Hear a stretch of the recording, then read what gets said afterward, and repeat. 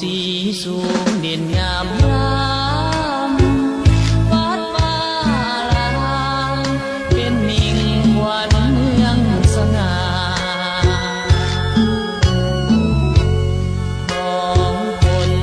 ทั่วไปใจล้วนมีตา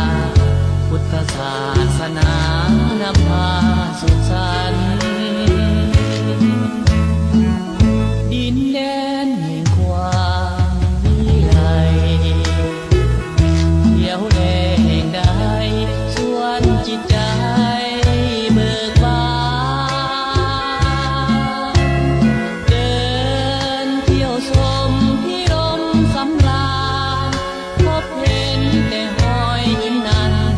ข้าสาบซึ้งตึงใจถิ่นแดนใดใสจะเปรียบเหมือนฝังใจที่ตื่นบ่อาจหลงเลือนลืมได้นิ่มนั้นแนบถึงทราบถึงหรือไทยมีค่าความหมายไม่มีต่อกัน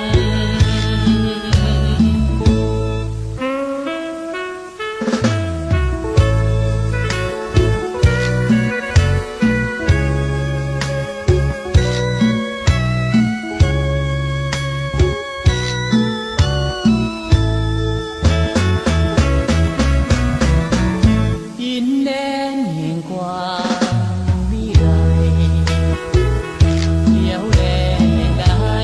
สวนจิตใจเบิกบานเดินเที่ยวชมพิรมสำราญพบเห็นแต่หอยยิ้มนั้นข้าสาบซึ้งตึงใจถิ่นแดนใดใสจะเปรียบเหมื